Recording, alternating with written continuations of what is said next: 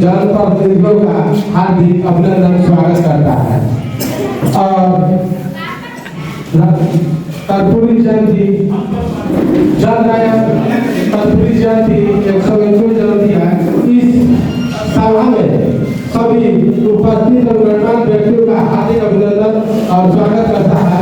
और आप सबसे मेरा एक रिक्वेस्ट है, अनुरोध है कि अभी हम एक जमीन देखे हैं कर्पूरी भवन बनाने के लिए।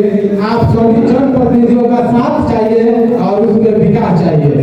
ये जहाँ पे अभी बन रहा है सरकार भवन, इसके जस्ट बाजू में, क्योंकि हम जब कर्पूरी जयंती मनाते हैं तो हम लोग का स्मारक प्रखंड में नहीं है। और इस विकास के लिए आप सभी से अनुरोध है कि आप लोग तन मन धन तीनों से आप लोग इसका सहयोग करें। और अभी हम डीएम का एप्लीकेशन दिए थे भवन के लिए, अभी उसमें कोई सुचारू रूप से काम नहीं हो रहा है।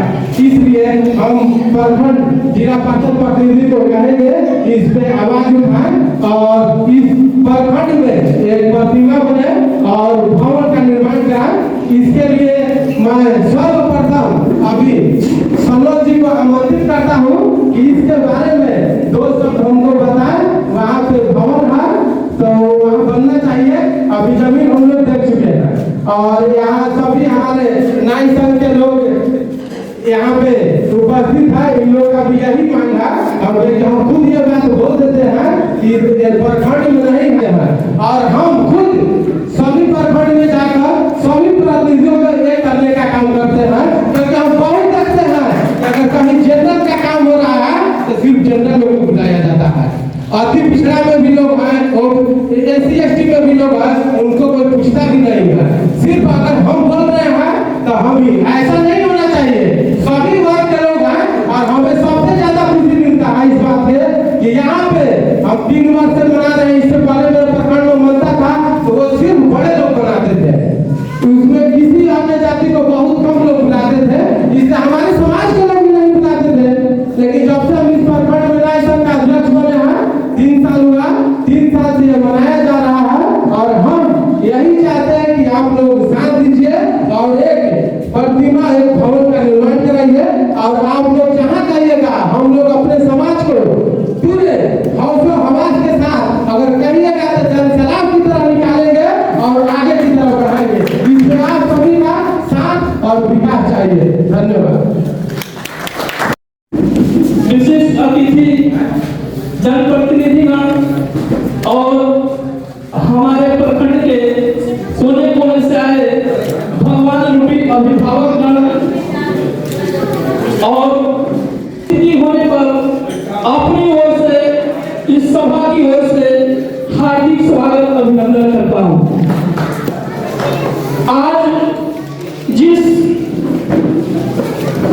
भारत रत्न से नवाजे गए जननायक कर्पूरी जी के जयंती में हम लोग जो उपस्थित हुए हैं, उनका जीवनी हमारे पूर्व के वक्तागण उनके जीवन के बारे में बहुत कुछ बताए और हमें उनसे बातचीत नहीं है, लेकिन हम उनके जो कार्य से प्रभावित होकर जो अध्ययन किए हैं, हम उससे अध्ययन के अनुसार मैं आपको बताने जा रहा हूं।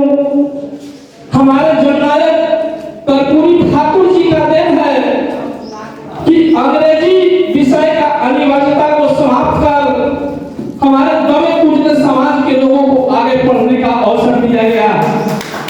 उनकी ही देन है कि पूरे हिंदुस्तान में एक ऐसे मुख्यमंत्री थे बिहार के जिन्होंने मैट्रिक तक मुफ्त शिक्षा की व्यवस्था की थी।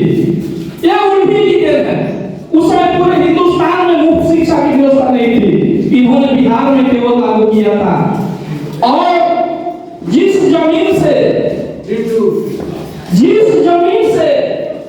किसी तरह का आमदनी नहीं होगा था, उसका जो लगान था, उसका जो टैक्स था, उन किसानों को फ्री किया था।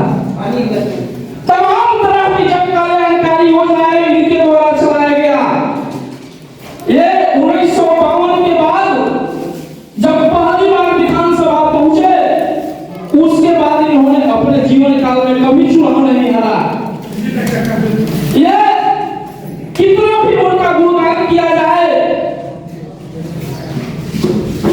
भी गुणगान किया जाए उनका शायद पूरा नहीं हो पाएगा। बहुत सारे कीर्तिमान इन्होंने स्थापित किया और बात होकर इन्हें इनके कार्यों से प्रभावित होकर हमारे देश में इन्हें भारत रत्न से सम्मानित किया गया है और इनके पद चिन्हों पर चलकर जो हम लोग एकत्रित हुए हैं इनके, तो आज हमारे जेपी भाई जयप्रकाश जी के द्वारा बताया गया कि इनके लिए एक भवन का निर्माण हमारे प्रखंड में किया जाए।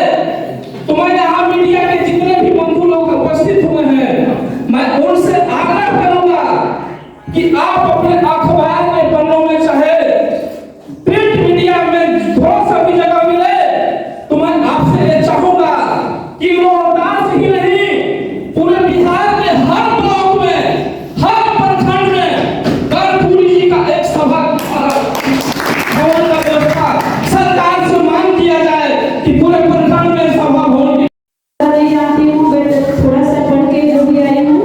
जैसे कि लोग कहते हैं, लोग क्या कहते हैं, उनका जो सोच है कर्पूरी ठाकुर जी की जयंती पर हम लोग उनके जीवन और उनके द्वारा किए गए कार्यों को याद करते हैं और उनके संदेशों को अपने जीवन में लागू करने का प्रयास भी करते हैं। जैसे कि प्रयास करते हैं और करेंगे भी, वो हमें एक सीख देकर गए हैं। तो मैं चाहूंगी कि जिस तरह से मेरे हर लोग बोले कि एक मुखिया बनता है तो वो चाहता है कि हमेशा मुखिया ही बनते रहें। अगर इस सब का संभवतः इनके बहनोई थे, जब ये मुख्यमंत्री थे उस वक्त नौकरी के लिए गए हुए थे, लेकिन अपने सगे संबंधी के को भी वो गाड़ी भाड़ा पॉकेट में डाल करके और लौटा देते हैं कि ये मुझसे नहीं होगा, मैं जिस संवैधानिक पद पे बैठा हुआ हूं वो जनता के कार्य के लिए बैठा हुआ हूं, अपने सगे संबंधियों के कार्य के लिए नहीं बैठा हुआ। ये न्याय को प्रदर्शित करता है, ये होता है न्याय। आज हम लोग देख रहे हैं कि एक नेता के तमाम सगे संबंधी, जितने भी ठेकेदारियां होती हैं, जितनी भी नौकरियां होती हैं, वो सब उन्हीं के इर्द गिर्द में बढ़ जाता है। लेकिन हमारे जननायक एक उदाहरण उन्होंने पेश किया कि अपने सगे संबंधी को लौटा दिया उस बार से, जबकि वो शख्सियत जो पूरे बिहार का सरवरा होता है और वो एक नौकरी अपने सगे को, ये होता है न्यायप्रियता। तो ये थे हमारे जननायक कर्पूरी ठाकुर। लगातार हम सभी जानते हैं 1952 के बाद उन्होंने कोई चुनाव कि हमें ऐसे ऐसे मौकों पर बुलाया जाता है, उनकी जीवनी को जानने का मौका दिया जाता है, समझने का मौका दिया जाता है, और ना सिर्फ जानने समझने का मौका दिया जाता है बल्कि ये भी सिखाता है कि हमें उनसे सीखना चाहिए, वो हमारे लिए क्या छोड़कर गए हैं, हमें किस रास्ते पर चलने के लिए सिखा कर गए हैं। हम सभी जानते हैं कि जननायक कर्पूरी ठाकुर जी 1952 ईस्वी में विधानसभा का चुनाव जीतने के बाद वो कभी चुनाव हारे ही नहीं। क्यों नहीं हारे? क्योंकि उन्होंने राजनीति नहीं किया, बल्कि समाज के हर क्षेत्र के हर वर्ग के लोगों को, चाहे वो पिछड़ा वर्ग हो, अति पिछड़ा हो, दलित हो, महादलित हो, सभी को एक साथ एकता के बंधन में बांधकर वो चले। इसलिए उन्हें जननायक कहा गया।